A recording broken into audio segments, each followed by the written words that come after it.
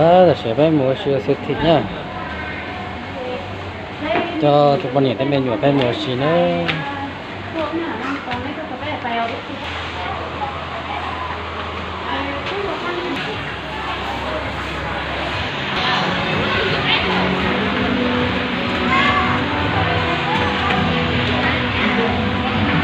này là trong lò rửa đông từ chứ nó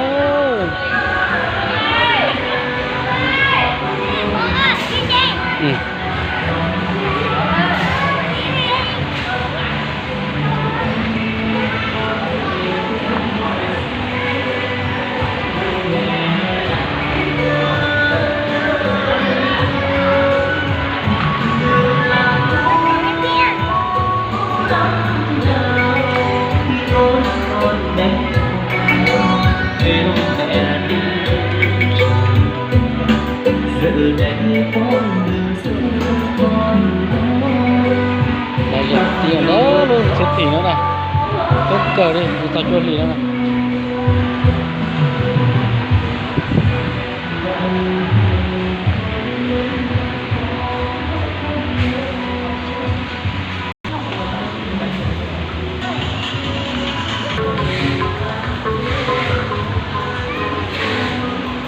ô khâu một số dạng nữa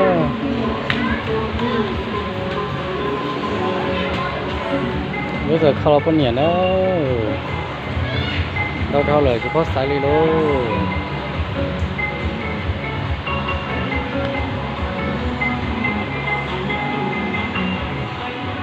con này sẽ cái nhà sai thứ nhất sai có mà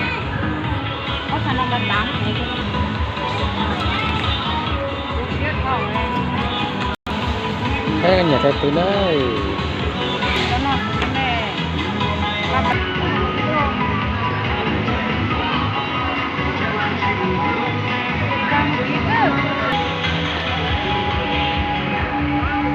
bây giờ đi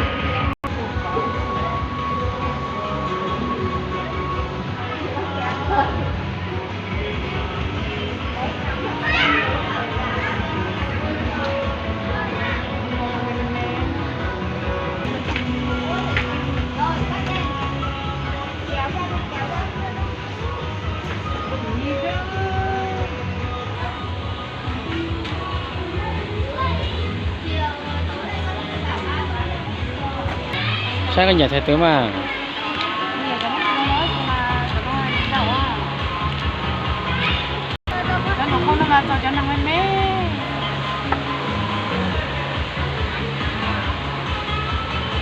tụi mấy tú mà nó luột đó mà nhảy ta lý thế nữa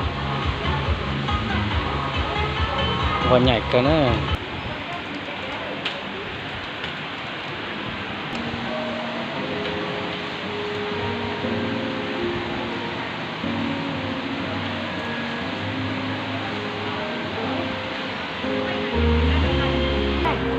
tao lo chúng nó sẽ có nhẹ lo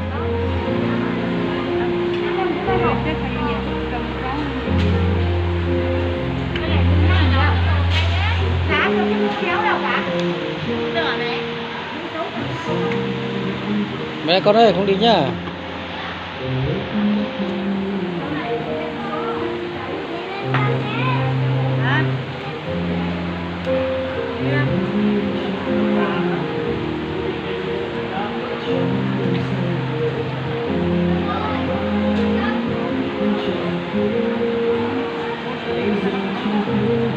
sẽ nhà xe tướng mà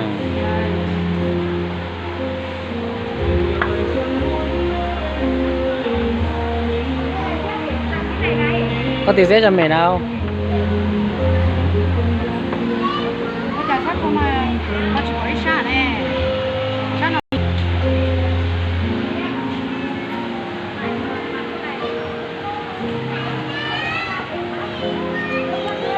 không ăn đâu thì tiền đi nữa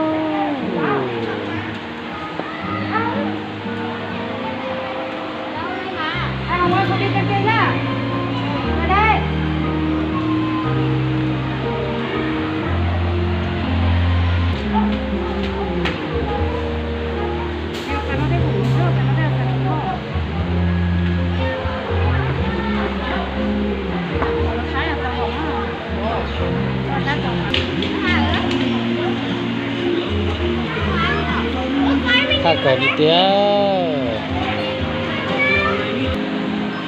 chỉ quay sát không lại mình là cái sau từ nó chơi nhẹ thêm tới nó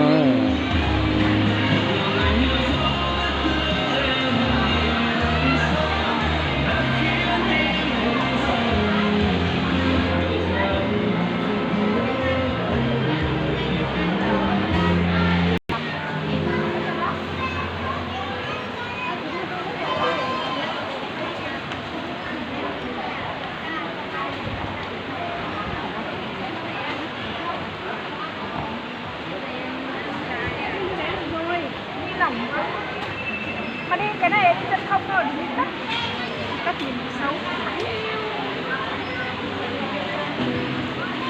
cắt vào nhìn xấu được cái nó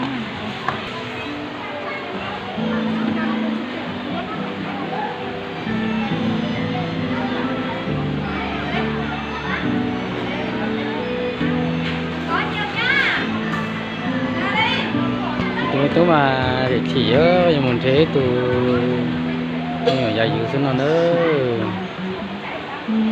thế tụi robot thế nào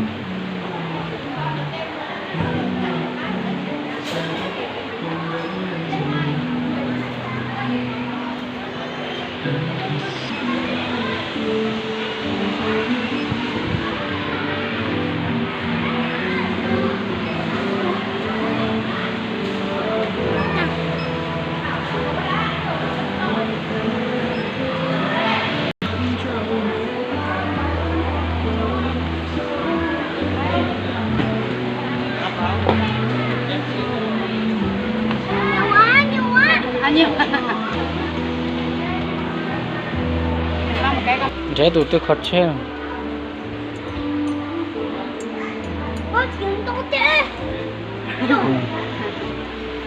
cái gì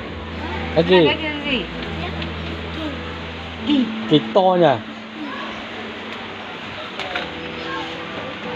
một thời gian cho nó cái này từ khó chơi khó mà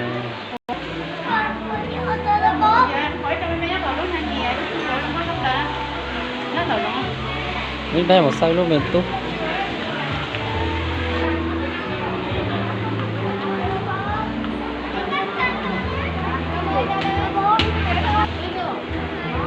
bây giờ khâu thì mình giờ mà bây giờ khâu thì mình giờ ăn tàu luôn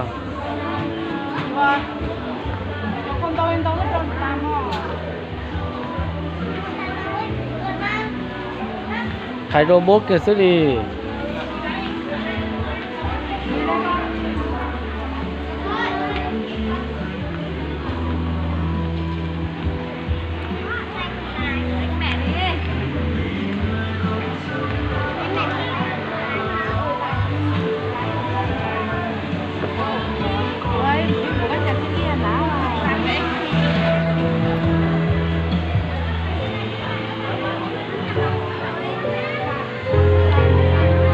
con nhập vào tàu tiệt tiệt luôn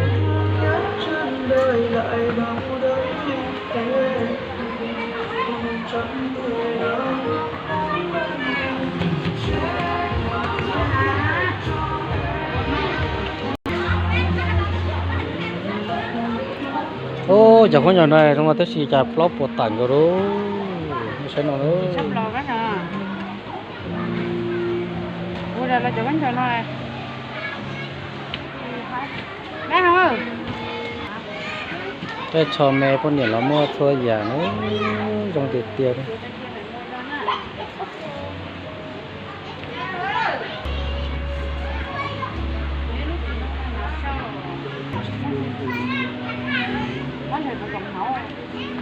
tao cả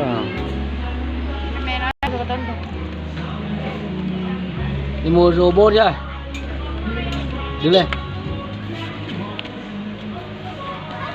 đứng lên đi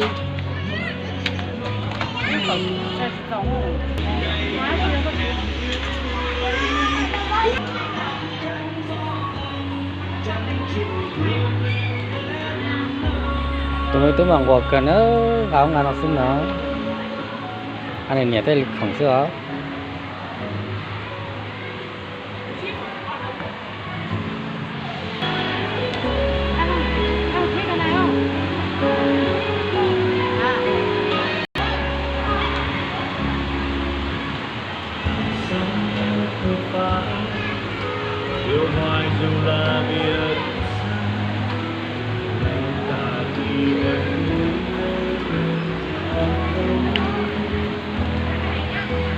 Chưa sẽ lo cái nhỉ? Ô, khá cờ liao, sấy luôn được cơ.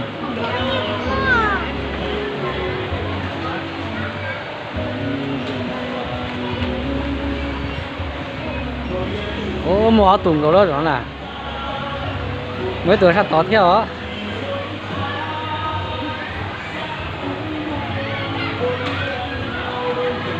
Có chả cút hầu không không à?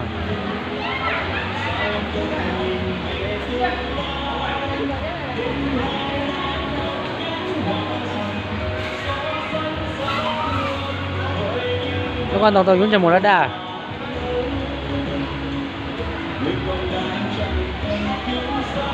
Cứ đi đi. Có cái nền thau cả một cái, phải giữ luôn.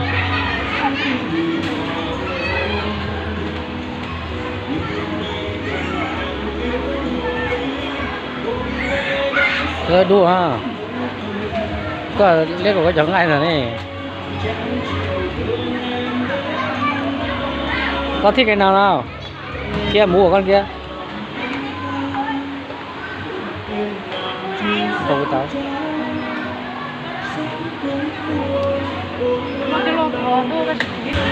không một xe nào đâu, quay đâu một xe nào, không, trong cái xe nào, này to đó, xấu đó.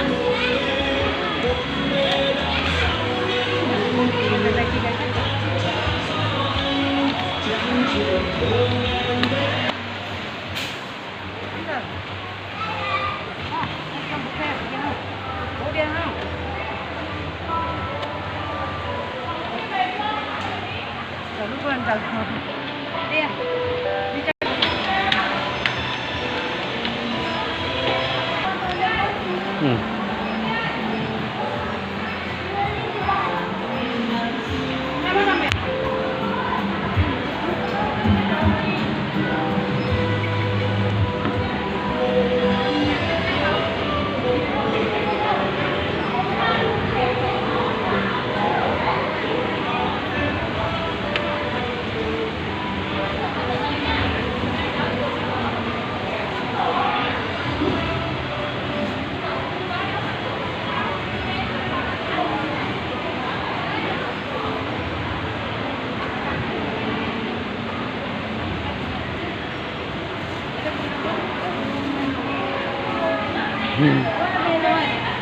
Có về rồi à? Đi mình kia đi. Lại cái đấy. Ừ.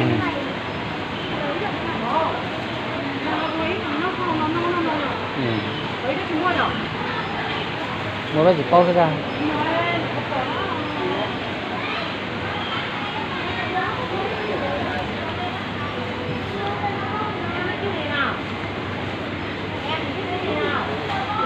Một số khổng nọ khổng hầu nữa.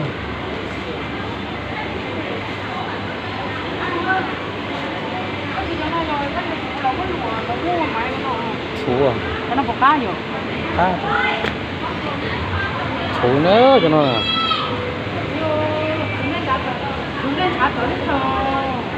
Chú nữa. Chúng lên cháo. Trong cái nhà đi này á, chị cho thì mấy cá cái gì? Đây là ly chả mì không cho nữa. Chả mì không cho kìa. Còn cá này kìa. Bếp bùa, bếp chờ.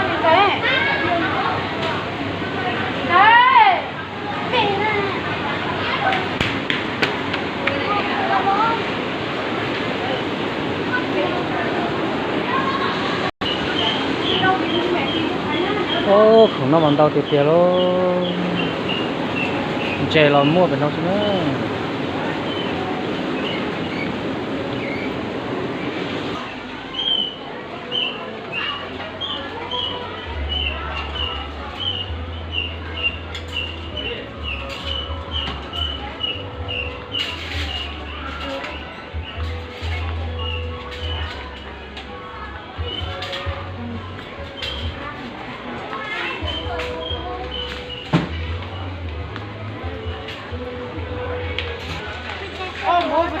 với này khẩu trang không có mua tên nó chứ tên nó khẩu nó chắc cũng khó chẳng chẳng ai Làm mà vừa cho thì mình tung mà dưới tôi robot ở rồi nữa tôi không có nó lúc đấy mình rất gì vừa thế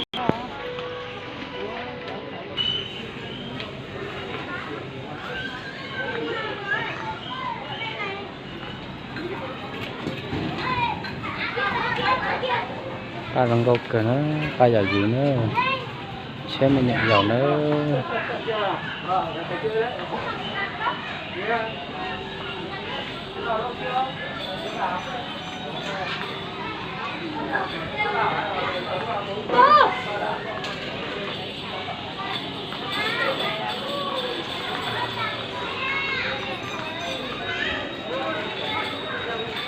cầm thôi chết rồi cái nào cái này không biết lát đâu không tôi bố mình đọc được tiền dưới tôi giảm sai vậy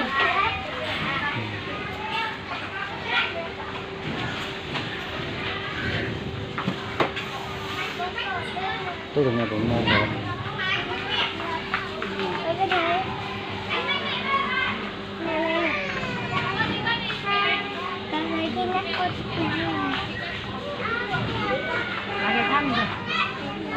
cái thao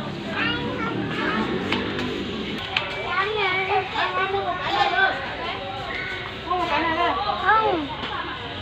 Ok cái này này nè nè cho tao nó lo cho mình đi mua đi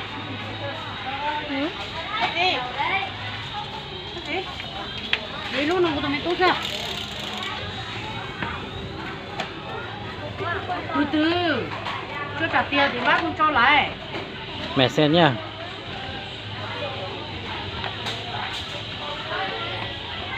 không có gì đâu không có gì đâu từ mày làm cái kia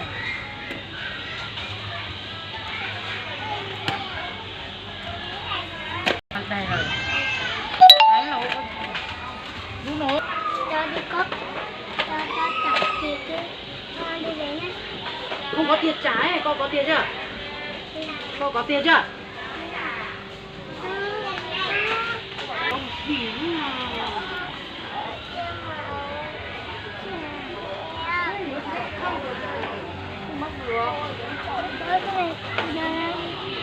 từ cho chồng bố làm bố bò ra không có giật cái này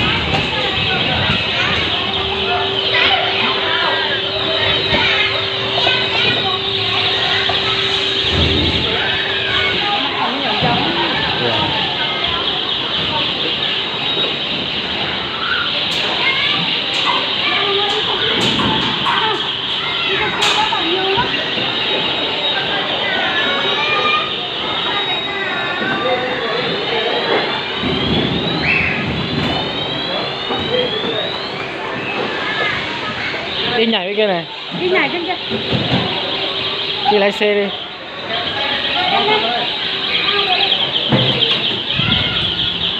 đi đây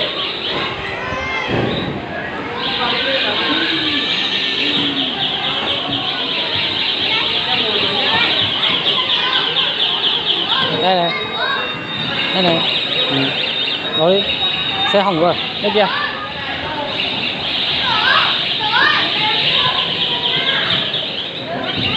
ngồi đi ngồi đi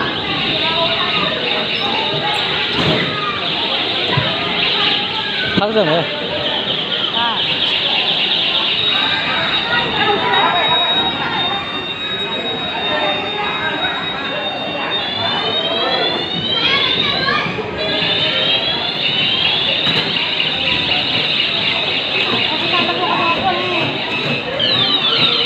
tôi có còn quay vào luôn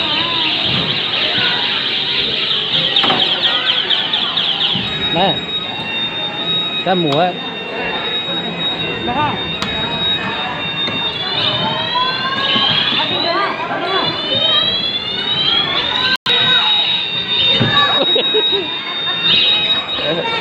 lái đi quay xe lái ô tô ra lái về đây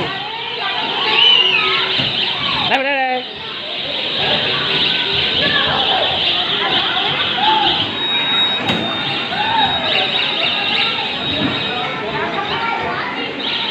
tôi một sầu trên ơi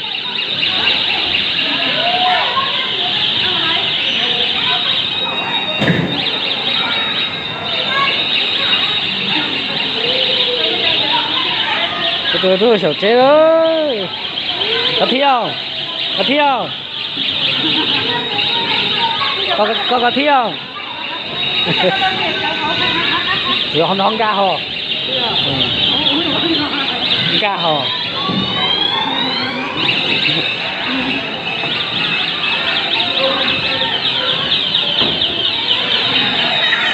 ui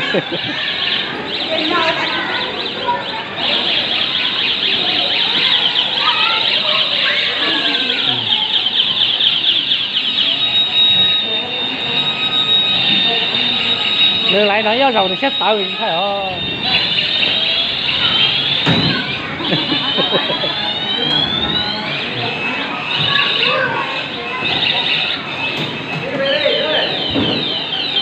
con ga đây này con đây ga cái này ga cái này này lái xe đi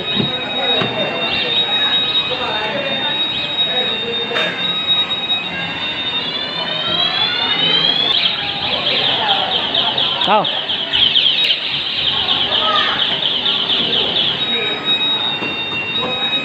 đúng